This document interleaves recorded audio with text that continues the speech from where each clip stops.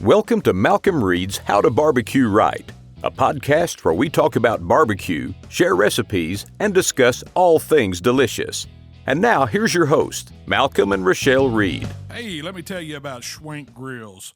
Schwank Grill is a portable 1500-degree cooking machine. It uses infrared heat, which is perfect for cooking steaks to perfection in as fast as 3 minutes. You can cook just about anything from steak, lobster, even pizza on a Schwank Grill. They have all kinds of accessories available. Just go to their website and check them out.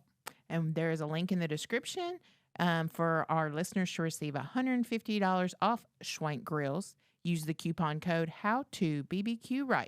And that's SCH Schwank Grills. All right. How's it going today? Welcome back to the How to Barbecue Right podcast. I'm Malcolm Reed, your host, and I'm joined by my lovely, talented co-host, Miss Southern Shell. We've got Tyler over on the board. Folks, what's happening? You missed Greg Rempe this week. Man, I got to kick this show off, and I deserve all the hell that everybody's given me. I'm so sorry, Greg. I apologize. I do not like to miss stuff, and this was totally my fault. Look, I've been going on Greg's show for like 10 years now, and I screwed it up. Now, I mean, come on. Now, he ought to be prepared for somebody to miss the show. I mean, that's kind of on Greg's fault for not being ready. But it's not really funny because I had done, Tyler, I got to apologize to you too. Because I kind of got on Tyler. It's like, man, I'm going to need you there today. We got to get this thing right because we've messed it up the past few times. And we really, I was just out one week. Like one time I had people at the camp, so I had to do it remote. My mic sucks there. It does sound a whole lot better when I'm able to do the podcast in here. And then we've had some technical difficulties. I'm not gonna lie. So but I got on Tyler Tuesday. I got on we were filming that week, and then we came back here to meet somebody. Yeah. And then I was like, Tyler, just give me some time this afternoon. We'll sit down. We'll make sure everything's right. Tyler had it hooked up perfect. Like, all I had to do was take them out. He had already typed my name and the passcode in the site while I was sitting here.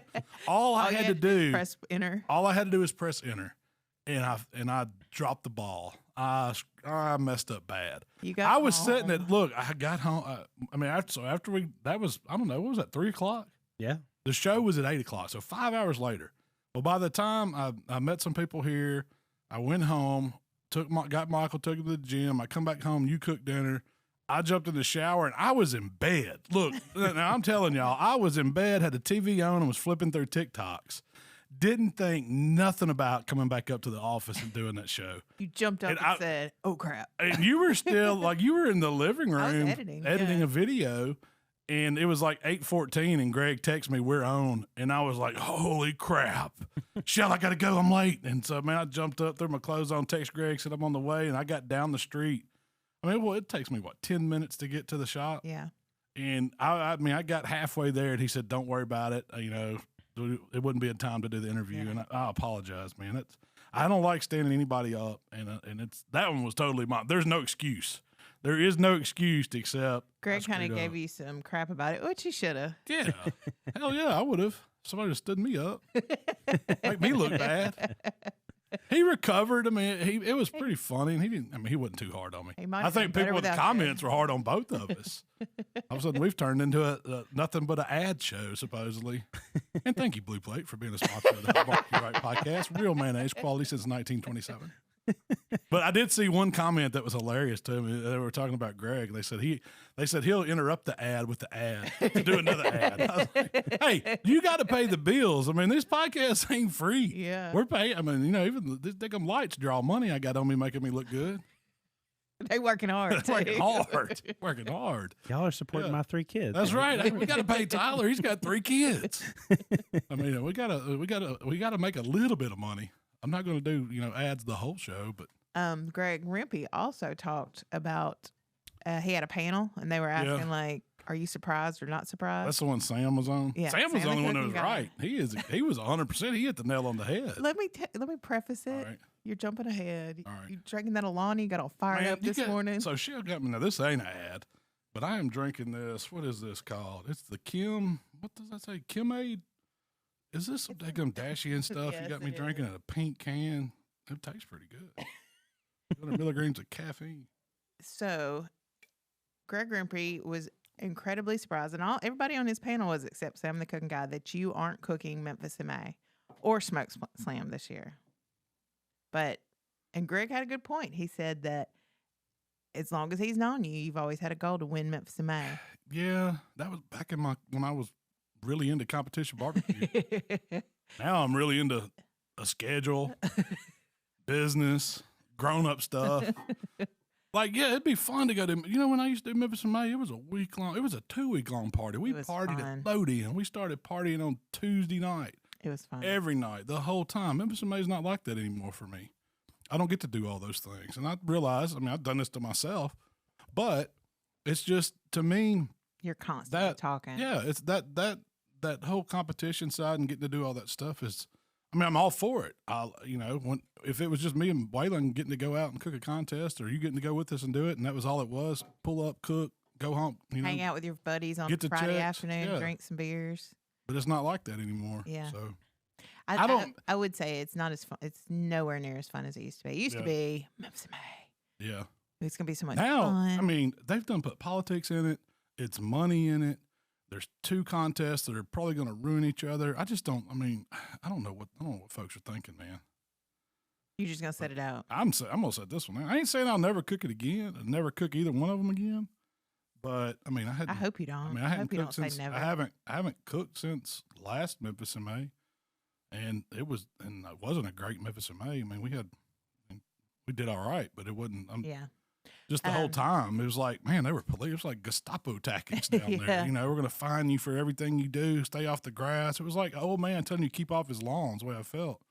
Like you were the stepchildren. I was like, dang. They've always kind of treated you that way, but it's gotten really bad lately. Yeah. But surprised. So have you given up on the dream? What dream? I'm living the deadgum dream. What do you mean? I get to talk about barbecue and cook barbecue every day of my life. Who could ask for more with you filming it and Tyler and all my friends, and oh gosh, I got my buddies working for me, and man, this is awesome. Somebody said it might have to do with the marriage decision. Yeah, definitely. I'm trying to keep a happy house. I got to keep that wife happy. That could not be further from the truth. Shell's like, you were anti-Memphis in May. He's like, let's get on there and bash them. And I was like, I don't bash nobody. Even Greg for talking bad about me. I've never said, let's get on there and bash them. That does not sound like me at all. I'm not fighting, I promise. No, you just like tell it like it is, don't you? Yeah, I like to tell it like it is. Don't hold no punches. But if you would have said, we're cooking Memphis in May this year, there's no like... You'd have been like, well, I guess we're cooking Memphis in May this year. So this week you did a char-grilled chicken sandwich. Yes, I did. It was a jerk chicken sandwich. Char-grilled jerk chicken sandwich. What did I say? I'm sorry. I'm just thinking about you rearing me. I'll show you rear. I'm gonna catch you for that one. Probably shouldn't have done that. I'm blaming that on Kim K. She got me all caffeined up here. I drank about half of it. I might need to push back.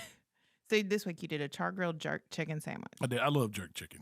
And it's just it's a different flavor. You get some sweetness. You get some spice. You get that little bit of essence of clove or whatever it is, or nutmeg, or it's just it's that allspice effect, and it just goes with chicken. And when you char it up on a grill and you get all those little crunchy bits of flavor, the chicken itself, and this one, instead of doing like, traditional jerk chicken, they'll take a whole chicken and then cut it up into pieces, or they'll split the chicken and they just got it going on an old drum style grill over some low heat to get the chicken, up to temp. And then they'll start putting it over the hot coals and they burn pimento wood down. Well, I don't have that. So I was like, what could I do to make an interesting take on a jerk chicken sandwich? And I know that we love, my whole family, we love the boneless, skinless thighs. Yeah. You're not really eating good chicken unless you're eating those for some reason. It's just juicy and they're tender and you can't dry them out. And they're not. And when you char grill them, oh man, it's even better. Yeah. So I did a jerk marinade.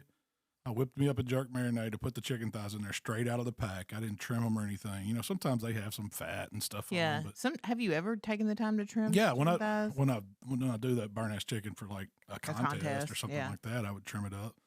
But when I'm just burning and turning it, man, all that stuff kind of chars up anyway, and you get some of that fat dripping because it starts rendering over those coals, and it smells good. It smells like you're out at a jerk chicken shack somewhere. So you let the fire wash it for you? Let the fire wash. Yeah, I don't wash. I don't need to wash my chicken. I was expecting to catch some grief over that one. You didn't wash those thighs right out of the package? You just put them in the marinade. Can't believe that. Jerk them through the barnyard and put them in the marinade. Could you have just bought a marinade? Can you find a good jerk marinade anywhere? They've got, so the brand that it's an authentic like Jamaican brand. It's called Walker Wood, but you got to watch that stuff, man. It gets fire hot. Yeah, like you can use too much of it. I've used it before, but I really think making up the homemade one tastes better. And it's pretty simple. Yeah. Oh yeah, it's only a couple ingredients. Yeah. You can. I mean, you're not going to find Scotch bonnet peppers, or at least we don't find them in Mississippi. What do you use? Habanero. Okay, but it's close to a Scotch bonnet.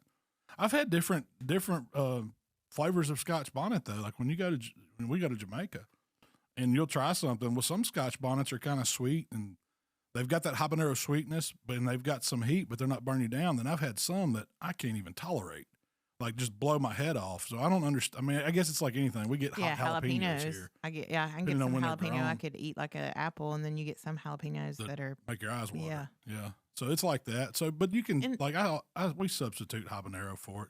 It's a sweeter hot pepper, basically. You know, that'd be something good for me to look into because I've heard that how you grow the pepper affects the heat level, like how hot it is outside and things like that. So that's true. I've seen it because like those early season, like when I've grown jalapenos in a pot, the early season jalapenos are the ones you could just eat raw.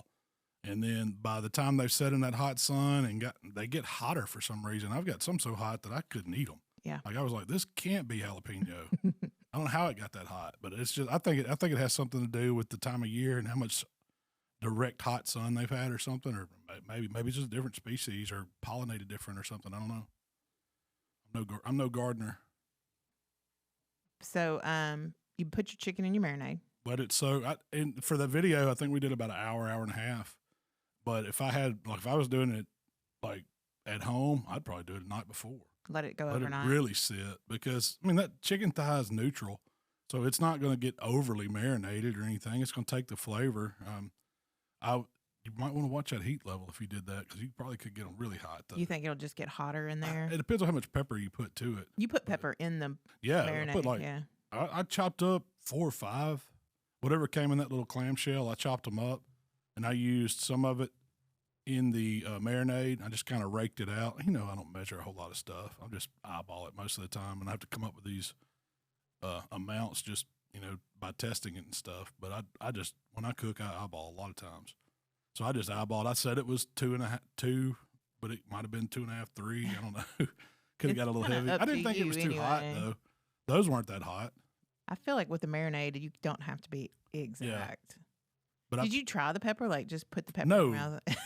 Just a little bite. I'm not eating habanero like that. I've messed up and like my finger to my eye one time and burned for like 2 hours. That stuff's hot, man. To me, do you ever wear gloves to chop it up? I have trouble chopping in gloves. Yeah, you have because I use my hands, and then when I get the knife close to it, I end up getting like chopping pieces of the glove, and I was like, nah, I'm barehanded, man. I wash my hands constantly when I'm cooking and keep them clean, so it's not like I'm. If I chop jalapenos though, my fingers are going to burn for a couple hours afterwards. I'm very sensitive to stuff. I didn't know that was a thing. It is. Like, you could irritate your hands because stuff, but I guess people, you know, certain skin types, it affects them different. I've heard that. That's some pepper spray would jack you up. I bet it would. Have you ever been around pepper spray? No, I don't really want to. It's not on the list. You never been on the wrong side of a pepper spray can? Have you ever heard what stops the burn on your fingers? No, what is it? Is that the one that somebody's got pee on you? I think you can pee on yourself. Oh. Yeah. You sure that's not I've jellyfish? never tried it. I don't think that's for pepper burning. You don't want to get no pepper hands close to anywhere where that's happening. I've done that. That ain't fun. I tell you what'll get you too is crawfish, man. Eating spicy crawfish. I have to wear gloves when I eat crawfish. Yeah. See, I don't do that, but you say this crawfish can burn your hands. I'll burn. It'll burn for hours. I'll wake up in the middle of the night and it'll be burning. Anyway, so back to your char grilled chicken. So you set up a 2-zone fire. 2's on fire, and all that is hot coals on one side, nothing on the other side. So you got a cooler zone. Is it a cool? I call it a cool zone, but it's just a cooler zone. It's not over direct heat, basically. And you could even direct. Yes, you could put to keep it separated. You could put it like a little aluminum pan in there if you wanted to add a little moisture or something. You could to make it cool a little more. Is there any point in moisture? It's just a heat sink. Yeah, like when you're cooking that hot and fast, whatever hook gets in there, it's only going to get to like 212, whatever it can boil at, and that's as hot as it could get. So it it kind of creates. You're not doing anything with the moisture evaporating on something like that. But I was just wondering, since you're keeping it open most of the time anyway, is there even any point to that? With the thighs, they cook so fast. I mean, it's basically just get them over the direct heat, let them get seared good, and just kind of keep them flipping. And then as they get done, just move them over to a cool side so you ain't got to take them up because you're going to glaze them. And then put them back over and glaze them. Do you think most people know about a 2-zone fire or use a 2-zone fire? Yeah, I would think. I mean, it's not like that's it ain't rocket nothing science, new. Yeah. But how many times do you see people get a bag of charcoal, that's what I'm fill saying, up a grill with it, get the lighter fluid or get some, some kind of starter, get it started, and they've got this whole charcoal, grill full, and then they cook something and they're burning the crap out of it. It's cooking way too hot. They're, fighting that, trying to squirt water on it. They fight through the cook, get their burgers or steaks or whatever charred, beyond charred. And then the grill's just now ready to cook. It's like ready to go for 2 hours. They put so much charcoal in it. But you don't need that much. I mean, you always kind of got to cook to your grill. So I like to keep mine coals on one side, little area, safe area. And you don't always have to do it to the side. You could, you can make it to where you put them in a pile and you just had safer sides out on the edge. But I like to have a place to where when I'm grilling something, because, grilling's different than slow cooking. You're slow cooking, you're trying to get it to burn slow, but grilling, you want it really hot to get that sear effect on stuff. And you need that safe spot because stuff will flare up and you're going to get meat juices dripping and you're going to have fat rendering and all that stuff that can cause flames. And some stuff, I want it to be flame kissed. I want that meat doing that. But if I start seeing a piece that's getting too darker or too hot or something, I can move it over to a safe zone and I don't ruin the meat. That's the whole point of it. So do you always do a 2-zone fire? Even when you're cooking steaks, ribeyes? Let's say you're burning 3 ribeyes for dinner.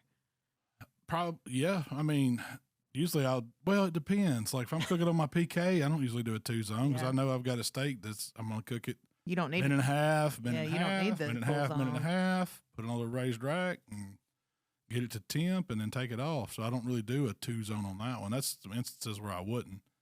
But anytime I'm doing batches of stuff like that chicken or something like that, I do. So if I was cooking on a big grill, like had plenty of room, I would probably always do a 2-zone instead of just filling the grill up. Because I know I don't need a bag of charcoal to cook something. Yeah. I'm not trying to cook for hours. And you can let it sit over there and stay warm. Right. In the cool zone. So you grilled the chicken, got them kind of char grilled. How long did it take to get it to the glazing point? So I kind of did those in 2 batches. And I'd rather work in batches than I had try to get all that chicken on one grill and get it cooked fast. And so that was another reason why that 2-zone helps because it gives me a little area to move that first batch to. But I would say they cook about every minute I was probably turning them. And I probably went through 3 turns. So 5 to 6 minutes was how long it takes it to grill. Then I move them to the side, do the next batch, get them grilled. And they're not all the way done. I would say if I had to guess, probably 160, 165. And I like taking those thighs to 175. So that's when I would put them back over, brush them with sauce. As soon as I brushed it, flip it, brush that back side. Once I get all that back side brushed, it's about flipping it back. I'll see if I'm getting that little char that I want. If I don't, after a minute, I'll flip it back over and do that for like 2 minutes. So the total cook time would be 8 to 10 minutes. That's how long it should take you from raw, coming out of the marinade, going on the grill, to getting them, 75% cooked or 80% cooked, and then sauced and glazed, and then finished. You're looking at 8 to 10 minutes top. So that's a fast cook any day of the week. Yeah, you said in the video, you said your 2 batches took you roughly 20 minutes. At the most, yeah. Because I double because it took, yep. So when you're glazing, right. Do you do double glazing? Do you glaze once, flip, glaze again? It just depends on how it looks.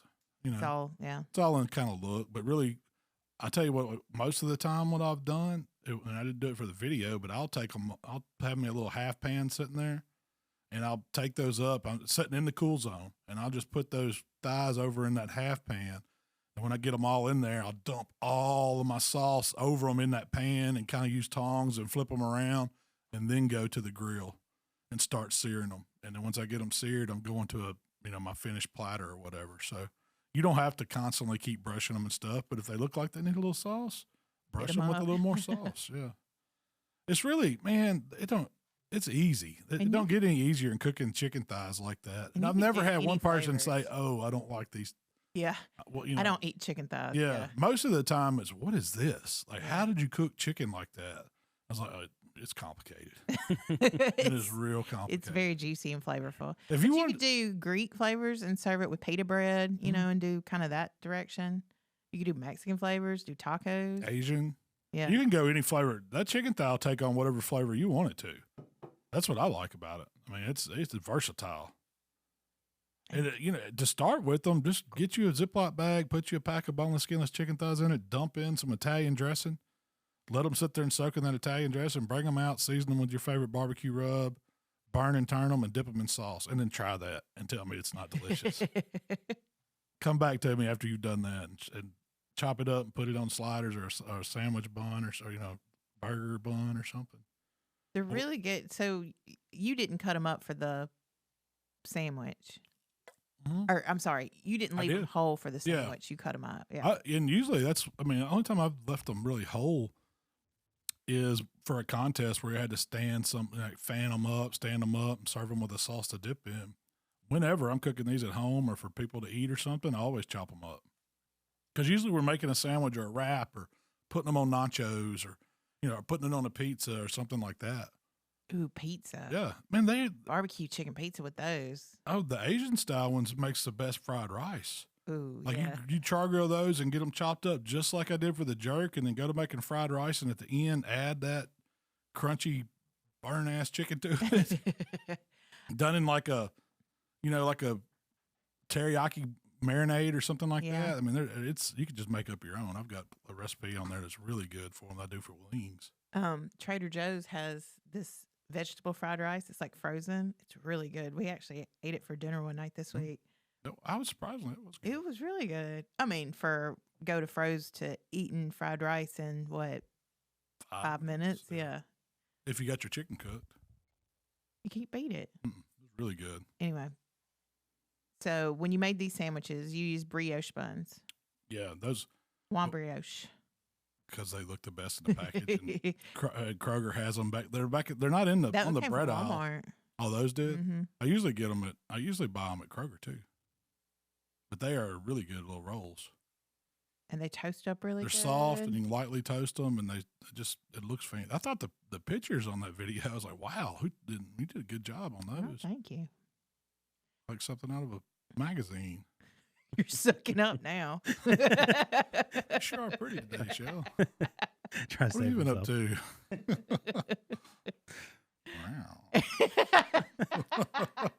Is there different realms? There's totally different rails. You made a Calypso sauce and a pineapple slaw. Yeah, that sauce is.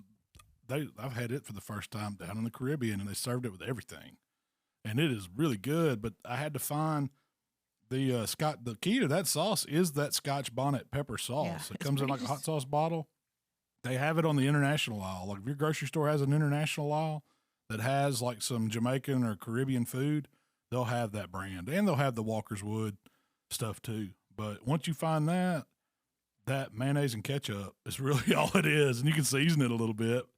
It's kind of like yum yum sauce. Instead of using sriracha, you use. Yeah, that's exactly what Calypso, it's the like. Scotch Or bonnet sauce. yeah, that's exactly what it's like. It's so good though. You can dip fries in it because it's spicy. I like it better than yum yum sauce because it has that kick. I think the first video I did it with was that Big Mon burger, wasn't it? I think so. And it goes really good on a burger, like really good. You could probably find that sauce or something, that Scotch bonnet Yeah. sauce or something equivalent. Yeah, at like most Island grocery Fire would stores. work. You know, and when I used that, I said, I probably should have used my Island Fire sauce. 'cause Yeah, you should have. I made that sauce is like the version. I was like, we don't have a sauce like this, and that's before I was seeing it like Kroger. And I was like, well, the Island Fire is a little bit hotter. I don't know. Would you say Sweet it's and hot. hotter? It's sweeter. It's a little sweeter. I've never compared them side by side. We Yeah. need to do that. See which one's hotter, Mhm. which one's sweeter. Pineapple slaw was pretty easy. Yeah. All it is a regular coleslaw. Add pineapples. Yeah, but you don't use sugar. You let Yeah, the the pineapples are sweet enough where you don't have to add any sugar, so it's probably a little better for you than than a regular traditional. coleslaw. Because I buy a bag of slaw mix, and it already has some carrots and some radicchio, red cabbage in it, and then I add green onions, a little bit of chopped up red onion, and then for the sauce, you got to have some Blue Plate. In the Caribbean, I think all I saw was Hellman's, but we're gonna use Blue Plate in the South. And then I added a little bit of mustard too, like Dijon, and I put 1 cup of chopped pineapple. And you got to add a little bit of vinegar, like red wine vinegar, whatever kind. You could use apple cider vinegar if you wanted to, and season, salt and pepper. There's nothing crazy about that recipe. It was easy, but the sweetness, what the key to it is letting that pineapple in there, getting the pineapple in there, and then letting it set in the refrigerator because it starts wilting and it starts kind of marinating the onion and softening it up, and it can you don't want to add any extra moisture because you don't realize how much it's going to draw out of all those vegetables. The cabbage is going to give off a lot of moisture, and so it makes a thicker sauce. So really, you can use less sauce. It doesn't take as much slaw dressing when you put the pineapple in there, and it just starts breaking it down and softening it up. It's a really good slaw. I ate on that slaw all week. Yeah, it was really good. And it didn't have any extra added sugar because that was fresh. Like I bought those spears that you see over in the was it the Produce aisle. produce aisle? Yeah, it was in a little plastic container, fresh pineapple spears. You could cut up a whole pineapple if you wanted to. But I feel like that's better for you than adding like white sugar to a coleslaw dressing. Yeah. And it's better than your canned pineapples, which are typically It's loaded. sugar. Yeah, if you're going to, you could use canned, but you want to get the ones in like juice, not syrup, because it's going to get too sweet. Yeah, that pineapple slaw is really good. But I do feel like anytime you add dressing to any kind of slaw, it's going to like macerate. Yeah, it's going to draw out all that moisture. Yeah, it's it gonna does. draw out all that moisture. Because a lot of times if you're not used to mixing up coleslaw, it's easy to be like, oh, this is going to be dry. This is way too dry. No, give it 30 minutes. Yeah. Throw it in the fridge, give it 30 minutes, an hour, and it'll be. Well, I always start, or I didn't say I always started. When I used to make coleslaw, it was like dump all your slaw in a big tub, add a whole jar of mayonnaise, pour it in the vinegar, dump 2 or 3, big scoops of sugar in there and stir it all up. Well, it's like you said, it's harder to mix it and all that. So I started making a dressing. Like, put your mayonnaise and your little mustard and your vinegar and your seasonings and anything you're going to put over in the side in a bowl. Then slowly add that to whatever, the coleslaw, the dry stuff. So like keep your wet, keep your dry. Then when you start combining them, you can control how much of that slaw dressing's going in there because you probably don't need it all. And it's fine if you do, you still got it, but that keeps it from getting too runny from just, dumping and then all of a sudden you've got coleslaw soup. I hate that. I don't like it. Do you like getting coleslaw where you're like, you're at a luncheon or something and you get coleslaw and half of the bowl is all liquid up to the top and it's like soupy? That's not good coleslaw. I feel like all your flavor gets in the juice that you're not going to eat anyway. Yeah, but you do have to let it sit. Like coleslaw is not good to me just tossed in the slaw dressing and serve it immediately. I think it always needs time to set for a good slaw. Yeah, and if it sets too long, it loses all its texture. Yeah, that's when we cater. I can eat on it a week. When we do catering, if it's dressed properly. When we do catering and things, if we have a slaw, we'll keep the dry and the wet. Yeah. And then 2 hours before we serve, we'll combine. Which is like optimal time. It gives it 2 hours rest in a cooler, just hanging out, and then it's not all watery. Yeah, it's not all watery, and it's But everything's crisp. coated and softened a little.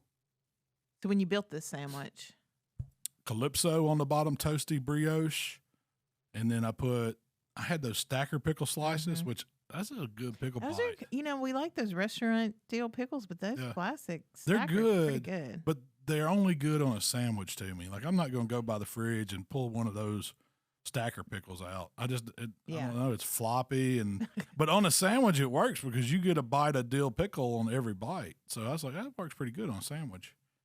And so you had some green lettuce just for some extra vegetables. I probably should have added some tomato, but they really didn't have any good ripe tomato. They're hothouse tomatoes. They're not as good.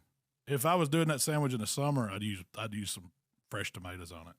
And then a big pile of the chopped up chicken, the jerk chicken with the burnt crunchies on it and the sauce all baked on the outside or caramelized on it. And then some of the slaw and then some more Calypso on the top bun and top it off.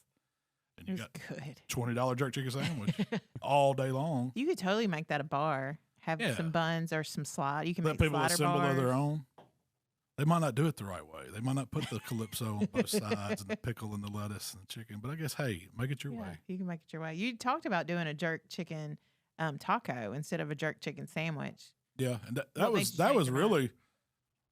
kind of my first idea. And I was like, do I really want to? Because it would be kind of a fusion dish. Yeah. You got Caribbean meets taco, But I was like, and you could still use the slaw. You could still use the Calypso. You could. I It would all definitely want work. to use the Calypso. It would all work. But I don't know. That sandwich was really, really good. Fire. I was just feeling sandwich.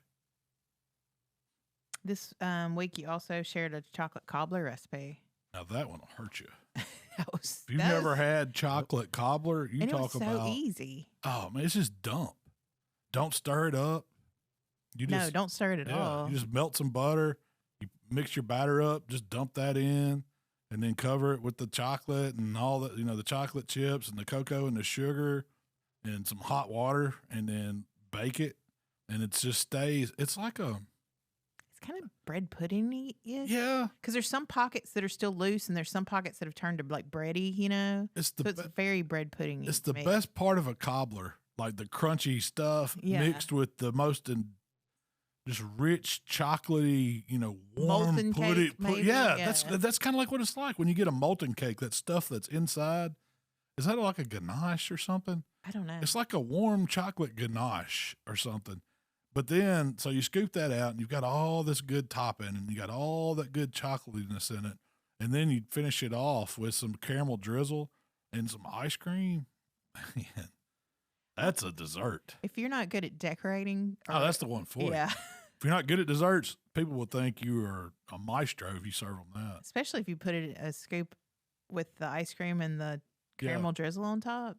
You could almost do them individually, like in little souffle dishes or something, and make little individual cobblers, and you got your own. That's a good idea. Or a little skillet, like a little iron skillet cobbler. Everybody got their own little skillet of it. You have to step the ratio back, I guess. So you put in dark chocolate chips, but you could have used, I kind of wanted you to try these caramel chips. Oh, I set myself up to do different versions of that. You could do any kind of chips. Next, I want to do white chocolate. Well, what? Yeah, that's what I was going. White chocolate cobbler. How do you think that would be? Would you use the cocoa, or would you use something different? I don't know. I don't have it. I mean, I just thought about it. It's like, because I know that like the white chocolate bread pudding is fantastic. It would kind of be something along those lines. What's better, the white chocolate bread pudding or this chocolate? I'd probably cobbler? use like vanilla pudding mix for the you for could that do layer with the sugar. Let that go in there. So the no stirred chocolate cobbler or that white chocolate bread pudding. Which one's better? Which one do you think's better? One of them's got the ice cream and the caramel. One of them's got the whiskey sauce.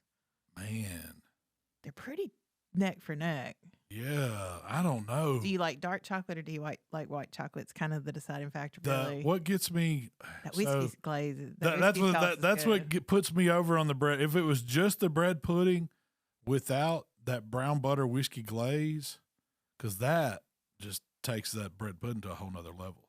Because the only reason why I say that is we had it. Was it Christmas? I made one of those, and I'd forgot because I hadn't made it in a while, and I was like, this is just the most decadent thing that you can eat. And I was like, wow, this is, I mean, it blows me away every time I have that.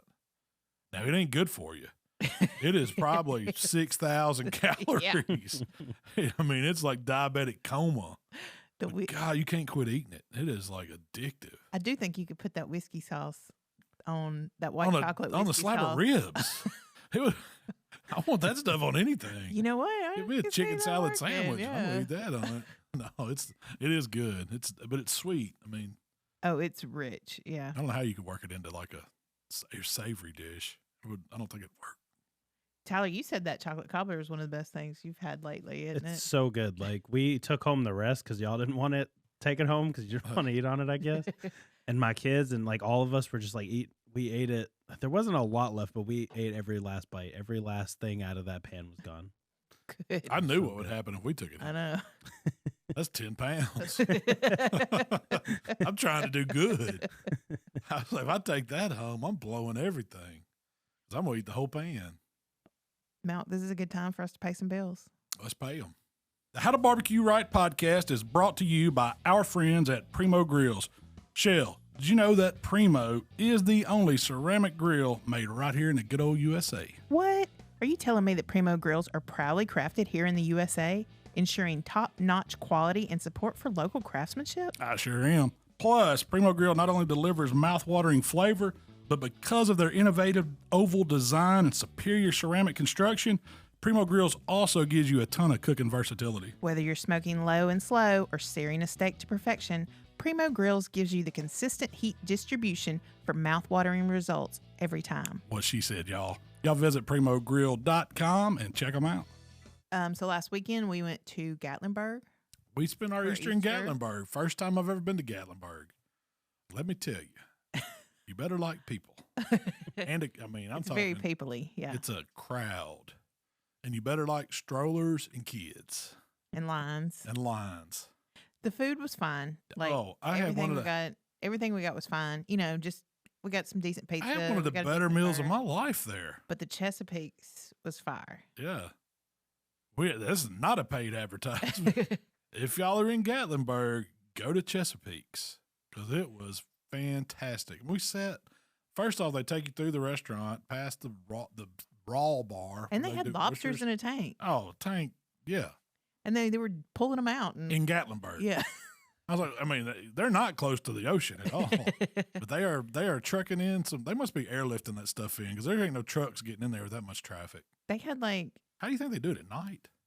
They must get deliveries at night or something. They have to because it's too crazy. Could you imagine during trying the to day. get through there after 9 a.m.? I mean, it's just wall to wall, cars and people. But anyway, they had an oyster menu. Like a lot of places are like, we have oysters. Yeah. They had like, we have these oysters from this location. We have 12 Connecticut. species. Yeah, they had the different species. Maybe more than a dozen species. And you bought them, what? You could buy individually? Like you could try one of all of them, or you could get like a half dozen of each species, which we tried 2 different ones. We tried some Prince Edward Island and one from like Chesapeake. yeah, And they were both different. I mean, different size, yeah. different. flavor, different brininess. I mean, I'd were love good. if we ever had the opportunity to go to a really great place like that and just sit at the raw bar and just try all the, just do oyster shot after oyster shot. just to compare 'em side by side by side. We had Michael shooting oysters right out of the shell. Like, you don't need the cracker, you don't need the stuff. Just taste the brine. Maybe put you a little bit of hot sauce or a little touch of horseradish. Or spot of Squeeze lemon yeah. over it and just suck it right out of the shell and get all that briny goodness. And they were fantastic. Then they had the crab claws, or they called them crab fingers. Those were they're not the fried ones. Yeah, they weren't fried. They were Yeah. served in drawn butter. Yeah. And you just kind of Butter rolled it makes around in everything there. better. And then I had a surf and turf, which was a fillet and a lobster tail. And the fillet, when you put your fork on it, it would just go. It was really good. That's how you know it's a good steak. Table side whole lobster too. Yeah. That's an experience. I've never done that. They did it right there for you. Like broke it down and there you go. There's your whole lobster. Anyway, I would highly recommend that restaurant. Yes. It was one of the better ones I've been to lately. How about the blue cheese stuffed olives and the martini? Oh yeah, I forgot about that. Those are hand stuffed too. And you're sitting right there on the little Pigeon River. Yeah, you're watching it the up. water. You might see a bear. We did see one right up under the back of it. I know why he's hanging out there. He knew where the best spot was. They probably feed him oysters right out the back door. He's eating lobster shells. Yeah, he's getting all that goodness right there. I was on my first waking with the baby, and my phone dinged, and I was like, "What is that?" And I remember when I woke up the next morning, I was like, "Did I watch a video with a bear last night? Why am I thinking about this?" And I went back through my phone, and I was like, "Yep, there it is." I was from me to Shell, right here, like this distance right here, Tyler, to that bear. It's crazy. Where were we coming from? Blake Shelton's bar, Old Red. We've been in there singing my heart out. But ran into some people that kind of recognize us. Listen to the podcast. Shout out to y'all. But we sat in there and we came out and where we were staying was kind of right around the corner. And there's a guy standing out. I think he worked there. Mm-hmm. He's like, "Hey, y'all want to see a bear?" And I was like, "That's the only thing I wanted to do in Gatlinburg was see a bear." I was like, "Where's it at?" I'm looking all around. He's like, "It's right here." And he's like, and I looked down and it was right there, just chilling. It was like a little bridge we were walking over, and he was like right underneath. Right in the nook of it, right there. And you're like on the rail, and then the bear. And he was just I don't get that close to him at the zoo. Yeah. Like he for was real. just like, "What's up?" Yeah. My wife said she's been going to Gatlinburg for 20 years, and she's only ever seen one bear 10 years ago. Really? So it's crazy. They all just. I think you just have to hang around at the back of restaurants where the dumpsters and stuff are. I kind of figured that out. So anytime we went somewhere, I'd go out back. If it was close to that little river, I would go around the side of it and try to see if there's a bear up under there hiding.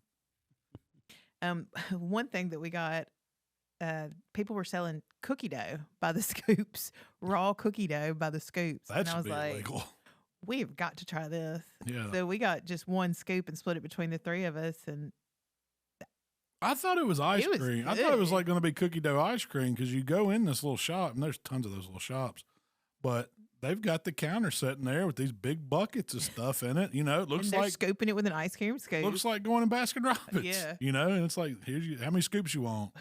And I said, we'll just do one. How about that? Let's start there. There was some people getting double Triple. scoops. I saw this one kid had 3 scoops. Now, that jerk's going to be wired up for a week.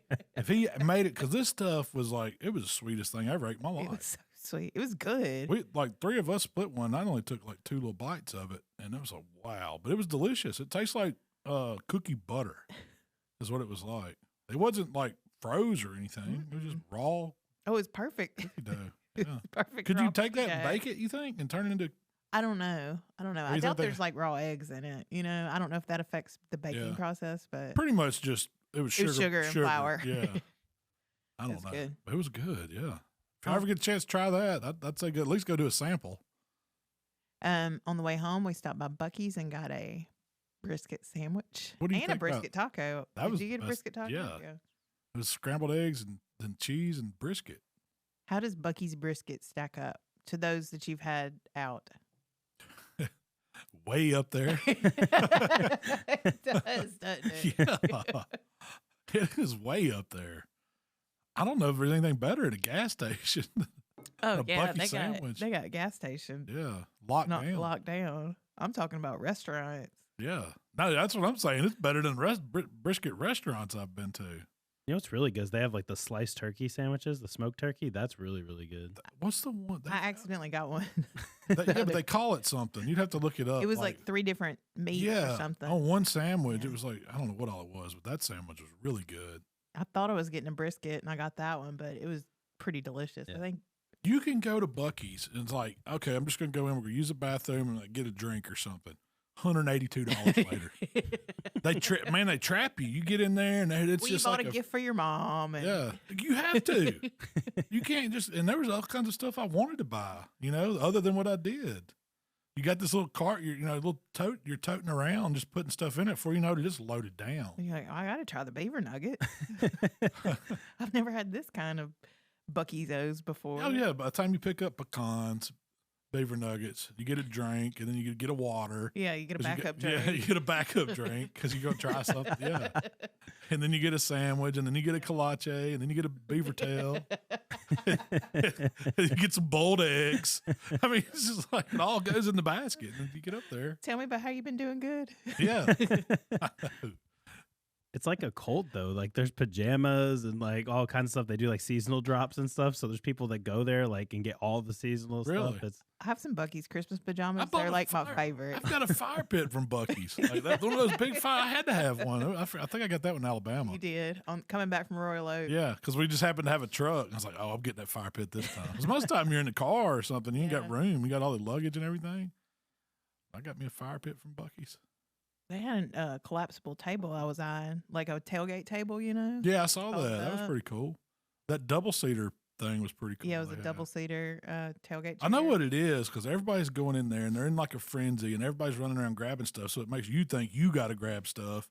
They've got it figured out. They're probably pumping it full of oxygen like they do the casinos. They got it to where you can't figure out which entrance you came in. You're like, you're just in there. The Hotel California gas stations. But they got the nicest bathrooms, They man. do. It's like you go in there and it's like a personal suite. They do. They've even got cleaner in the bathroom. Like, and it tells you, like, okay, before you use the toilet, here's the stuff. You put this on it and you wipe it this way. You know, it's like the airplane instructions. Like, Really? yeah, you I've didn't never notice noticed that? Heck yeah. I was impressed. But the brisket and their smoked turkey is pretty good. And there's a guy like standing behind there just constantly chopping up brisket on this big wooden Yeah, he's like, butcher brisket truck. ready.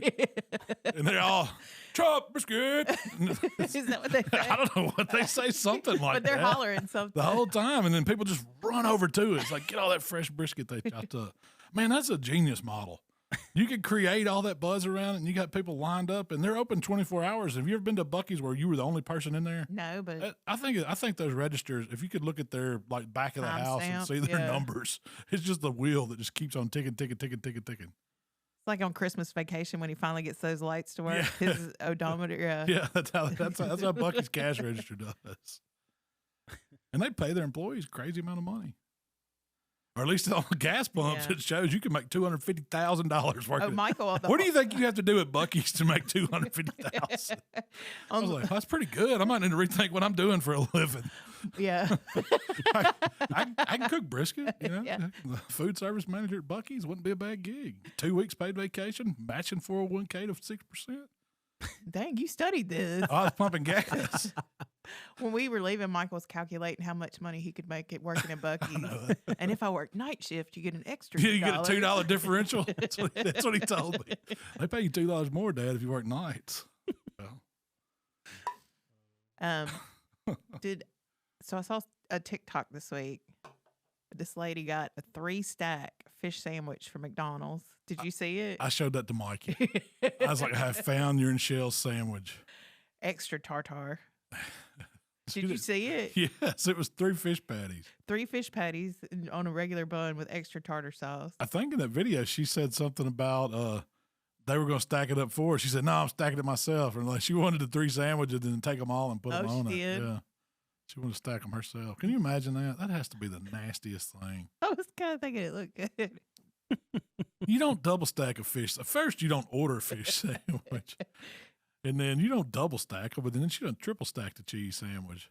You think it was like fish, cheese, fish, cheese? There was no cheese. I didn't see cheese. If it was McDonald's, they put you got Oh, to you ask can for get no 'em. cheese, don't you? Huh? No. I don't know. Yeah, you have to I ask don't for no order cheese. fish sandwiches. Anyway. I'm gonna have to try that. What do you think it cost? $15? sounds about right. Yeah, probably. Triple Are fillet you of getting fish. triple fries too? They should call it the big whaler, the big tuna or whatever. I don't know what kind of fish they use. So, baseball has kicked off. It has.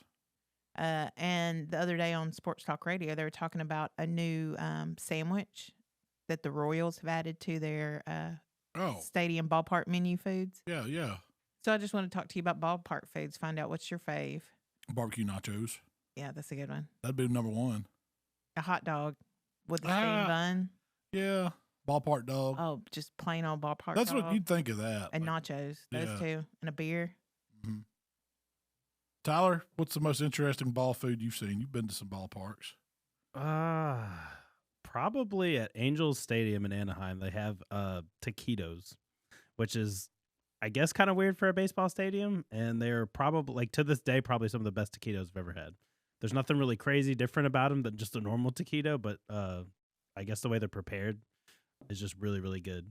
So The one they were talking about that caught my attention was Is it the pulled pork? Or no. it's called a barbecue Reese's, is what I'm talking about. Oh, no. Tell me about this. Wait a minute. Reese's peanut butter cups? So it's got pulled pork, Yeah. Sweet Baby Ray's barbecue sauce, bacon bits, and then Reese's peanut butter cups. Take two things out of that and you got something good. Which Either way. one?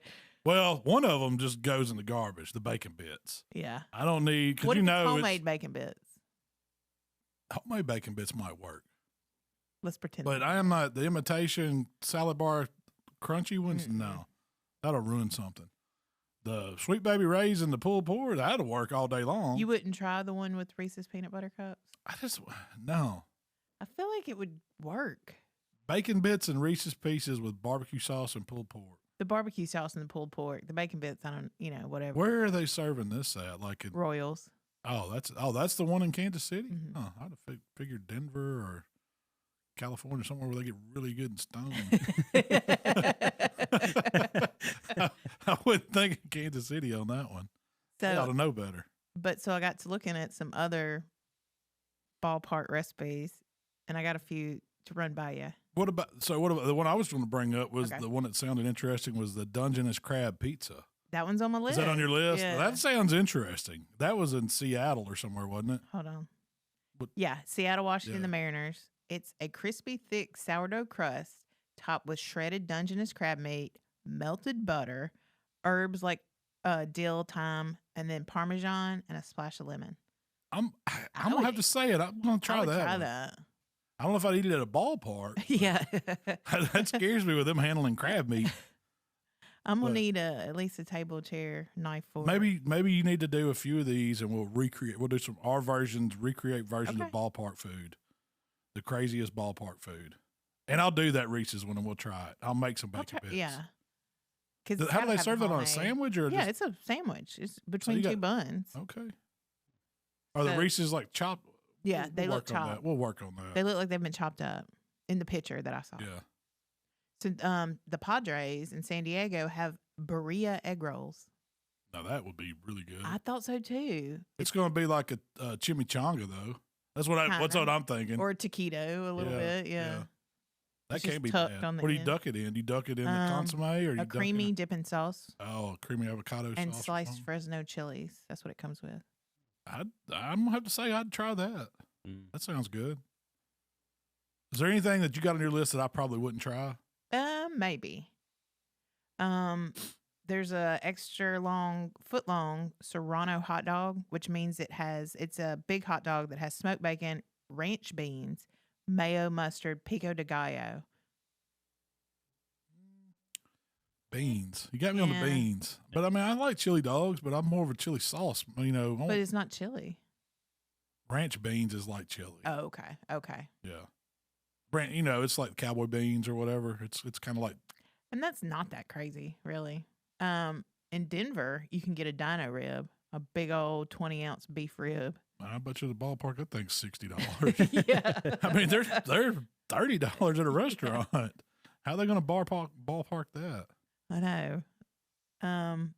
The Mets have a Mets championship burger. This one sounds pretty good. So they say it's made with the famous Pat LaFrida beef. I'm not familiar, but apparently Yeah. it's good quality beef. Topped with a creamy Maine lobster seafood salad with a cheesy lobster fondue on a brioche bun. I don't know about that one either. Really? I would try that one. At a Like- ballpark. That one's also got to be like $60 Yeah. for Yeah. lobster and stuff. That's just what gets me. Like, I just think, how are they cutting the cost and how are they mass producing this? Yeah. And then who's doing it? Are we talking about somebody that's making minimum wage at a ballpark or You're overthinking this. I just need you to tell me whether you want to try it or not. the recipe? Yes, Yeah. the recipe. If someone was going to make it special, That one for you. sounds just like, I don't know. You can take a bite of it, but I can't imagine eating it. Lobster and cheese don't necessarily seem like they go together. That's right. That's what I was thinking. The Padres have a Renegade hot dog. It's a 12-inch dog with shredded pot roast, caramelized onions, pickles, and mini pierogies. God, they're just trying to kill I folks. know. Pot roast and pierogies on a hot dog. and they're little bitty. Yeah. They're like mini pierogies.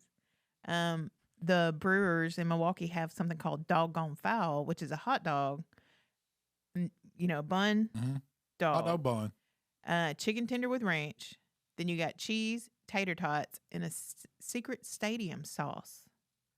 So basically, they just keep piling stuff onto buns. Yeah, that's all it is. Let's see what we can pile on there crazy and market it.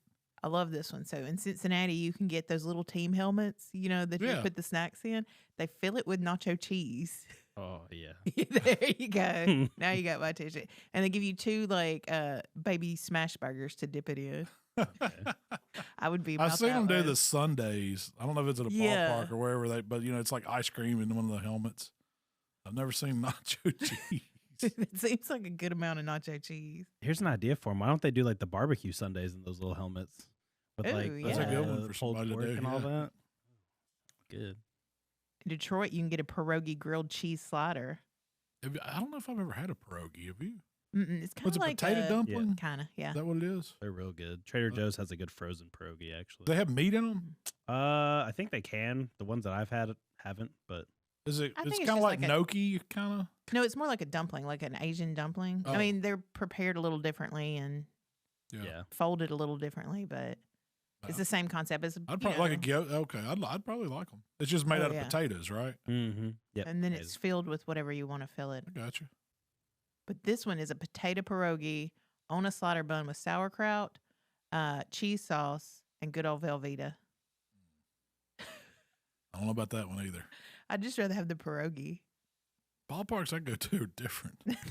All right. Well, the Braves have 2 lobster tails, 3 fried oysters, sweet potato fries, candied bacon, lettuce, tomatoes, and a spicy peach remoulade on a bun. Where do they have that? Because I've been to that stadium a bunch, and I've never seen that. And I've been in the good seats, and I've been in the bad seats, and I've never seen that. Now, if you'd have told me they got the baseball full of beer, I would have said, yes, they do. Guarantee you. They've got at least 3 or 4 of those. And I've seen somebody bash one. But anyway, Interesting. Ballpark food's great, man. I love going. I do too. I just thought those would be some, something different, but it kind of sounds like they just pile up a bunch of stuff on a bun. Yeah. What can we put on What can this? we make crazy on a bun? Yeah. Yeah. And almost like a press release, PR type thing. I mean, I guess it gets eyeballs on it. Yeah. Yeah, I think it's like they're all kind of competing to have this like The really cool craziest, baseball. Yeah. Yeah. I don't think around here we have anything like that crazy. Like I feel like the Redbird Stadium and the FedEx Forum both like it's basically just like good barbecues. Yeah. Yeah. The rendezvous Barbecue nachos, nachos. sausage cheese plate, and stuff like that. That is true. You can get a sausage and cheese plate at the FedEx Forum. Mm. And I don't think you can get that too many places probably. And it's pretty dang good. Yeah. Like really good. So I got some questions for you From the community. from the community. So Jake is looking for advice. He needs to cook pork butts one day and reheat them the next day for sandwiches. They do pretty well. I think that's the easiest thing to do. Yeah, pulled really, pork. really it is. I try to keep it whole as much as possible when I pull it. Like You you're have a not completely different method than yeah, I do. yeah. You like pull it and vacuum sealing it. Mm-hmm. But I would rather leave it whole, rewarm it, and then pull it fresh because I just think it holds more moisture that way. It tastes like you just cooked it that day, but you got to have a way to reheat it. The problem is the reheating Yeah. process to me. So how do you like to do it? Well, how do you reheat it whole? And I put it back on a grill, or I mean, Okay. we'll do it in the oven. Just keep full on it, keep it from drying out. You can add a little bit extra, like apple juice or some moisture in there, just to make a little steam to warm it up, and then let it warm up. And then when you pull it, it's like being fresh. I like to take it off the smoker, let it rest, do its thing, pull it, and then that's when you add seasoning, sauces, whatever you want to do, vacuum seal it, and then when you go to reheat it, you can either drop it in a sous vide and reheat it in water, or you could just pop it in the microwave, put it in a pan. It's just so much easier. We've at even that crock point. potted it. We've Yeah. even like put that bag in a crock pot, kept it on low, and let it warm up, and then you bust the bag, and it's good to go. So it's a good way. That's another way to do it. It's fine. Pulled pork is one of the meats that does do good reheated. So you're not, whichever way you choose, that's an easy option. I probably wouldn't just pull it, put it in a pan, put full over it, and then try to reheat it in the oven or something like that. It'd be real dry. It does better when you keep it in some type of vacuum seal bag, or at least like a freezer bag, and get all the air out of it. Just try to keep it as compact. But the main thing is, get it down to where you can cool enough to where you can pull it, get it bagged, and then get it like in the refrigerator as fast as you can, because you want to get it chilled down as fast as possible. If you're going to reserve it to the public. Got to watch those temperatures. You don't want to make anybody sick off of it. Mm-hmm. Chase asks, the USDA recommends using cooked meat within 3 to 4 days. And I've always went by that. Does anybody ever push it past that? And did you die? I guarantee you some people do. I've got friends that eat 2-week-old meat. I've seen you eat a week old. I'm a pretty strict stickler for leftovers. That's not one of my favorite. There's only a few things that I like left over. I've seen you eat ham for 2 weeks. Ham. I'll eat ham. I'll eat on a spiral ham or a double smoked ham till it's gone. I don't know if it goes bad in the refrigerator. It is that one is a little different. Yeah, because it's been cured. But what else? You're not going to see me eat on chicken that long, or shrimp, or for a week, 7 days. I've seen you go 6 or 7 on chicken. No. Maybe not chicken. Or seafood. Steak. I've seen you do steak. A brisket. Yeah, brisket definitely. I would. Steak's never gonna make it that long in my house. What do you mean leftover steak? What is leftover steak? That's true. That's never gonna happen. Roast, if I do like a Mississippi pot roast or something like that, I'm probably gonna make 2 or 3 dishes out of that. That's going to turn into soup eventually. The very last stage is going to be soup. That's why I hated pot roast growing up, because it's like, we're going to be eating this pot roast till it's gone for the next 4 days. Yeah. In some different iteration. So Tony, he didn't have a question, but I thought this was interesting. He's got a bunch of stuff that he adds to his seafood bowls, like your crawfish bowls and stuff. Did you see this? Yes, I thought that was genius. Yes. So he adds fresh ravioli. Love that idea. Delta tamales. That was one that got me. Like, we could go to Kroger, buy those frozen tamales that are like in the little packs, and then you could do them inside in the crawfish bowl. Like, I would tie them up and just drop them off in there. He does frozen gyoza dumplings. That's a good idea too, man. That was fantastic. You could do pierogies too, I guess. Yeah, I mean, the ravioli, because we've done those they're fresh raviolis. And you find them over, usually on the cheese aisle at our stores is where they are, because they're right before you get to the cheeses. That's where they have the fresh pasta in refrigeration. And you just drop them dudes in, and they go to floating, and they're just going to soak up. But you've never put them in crawfish bowls. No. But could you imagine, a cheese and crawfish ravioli that you did in the crawfish bowl? Oh, man, that would be so good. It would be good.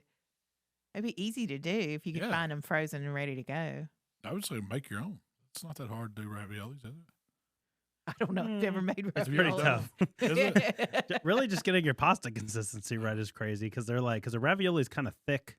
Mm-hmm. It's not as thin, but there's a fine line there, and getting your ravioli thin enough to make it a ravioli, it's just it's a process. I've never done it, but I figure I could do it. He could do it. Oh yeah. You used to get that little roller and get your dough laid out and scoop your meat down, put the dough on top, and roll it down and crimp it up. And if you decided you wanted to get into dumpling making, I could see you spending days on it and being really good. And then, or raviolis. Yeah. But Marty asks, competition ribs, butts, ribs, chicken. What's everyone's favorite injection to use? Do you have a brand? I'm going to tell you the ones that I like now. It's going to be Heath Riles. That's the ones. But second would be the Big Papas. Does Butcher still make his? Yeah, David's got some good stuff too. I hadn't seen anything from him in a while, but yeah, he's got some good products too. Those are some good ones. Is there a big difference between them? I mean, there's a difference. I don't know if it's huge. I mean, it's, most of them have some form of phosphate to help stuff retain moisture. Then they're going to have some type of seasoning to go into that specific meat inside it. Then whatever you mix it up with. Ramey just got a 16-pound American Wagyu brisket. That sounds good. Who just that? It's getting close to lunch. Brisket 3 times a day. They have successfully cooked a couple choice briskets and a few prime briskets. Is there anything they should adjust when cooking a Wagyu? No, it's just know that. I mean, you might have to. You can push it a little further. Do You can cook a. If you can cook a choice brisket, you can kill. You know, a choice brisket's way harder to cook. Cook it till that dude's soft, and then, I mean, depending on where you got your Wagyu brisket, I mean, some of those we're getting from Kevin at the butcher shop. These guys are running them up 215 degrees, and they're doing fine. You know, hot and fast cooking them like that, and it's excellent brisket. So, Wagyu to me, you paying the money for kind of that insurance. It's got so much internal fat in it that it's hard to dry them out. So they're not bad to crumble on you, and they're not bad to overcook. You know, you can cook that dude up. I'd say to be safe, take it to at least 202. But wherever it feels good, wrap that dude up tight, stick it in a cooler, let it hang out for several hours. And it's probably going to be. I would just say it's going to be the best brisket you ever ate, because it'll blow you away. Now, can you eat them all the time? No, they're expensive, but man, they're good. Oh, I had from that Heart brand beef, that Akusha beef. We ain't talked about that yet, man. That was some good daggum tri-tip. Well, yeah, we cooked one yesterday. Well, y'all will see a recipe on this later on. But man, that was some good stuff. It was a good tri-tip. Yeah, that's for later. Mike Radosovich put me on that. He's like, "You ever tried this stuff?" He's like, "This is what I order. You got to get it." And I said, "All right, I'll try it." We'll talk about what is it? Akusha? That's what it says. Akusha beef. Akusha beef. It's supposed to be the best tasting beef on the world, is what some people say. And heart healthy for some reason. We'll figure out. I ain't figured that angle out. Heart healthy. We'll save that for. It wasn't healthy for the daggum cow, was it? He was probably happy because he was fat. But I guarantee you his heart was not healthy. He probably wouldn't have lived much longer. It's not a longevity program. Well, Malcolm, that's all I have for you today. That's it. Tyler, what do we have going on in the community before we get out of here? Well, like they are talking about crawfish, because I'm thinking for the next giveaway, we're probably going to give away some stuff for crawfish bowling or something like that. That's cool. We'll get all that worked out and stuff. But in the meantime, if y'all head on over to facebook.com/group/H2Q community, you can go ahead and join up. And whenever that post goes live, you'll be notified. It'll be at the top. And in the meantime, you can post all your recipes, share comments all through the weekend. If y'all are smoking, grilling up anything, come hang out with us. All right. Well, Shell, tell them where they can find us. If you'd like to connect with Malcolm, it's HowToBBQRight on Facebook, Instagram, Twitter, TikTok, and of course, YouTube. What is that for? It's not Twitter no more. It's the X. Oh, okay. I thought you were giving me some like Stone Cold Austin. D-Generation X, man. Throwing up the gang signs over here. Okay. On X. Hey, brother. If you'd like to connect with me, it's Miss Southern Shell on Instagram and TikTok. All right. Well, hey, we appreciate y'all putting up with us here today. It's been a fun one, and hope everybody has a great weekend. And let's get the smoke rolling. We'll see y'all next week. We gone.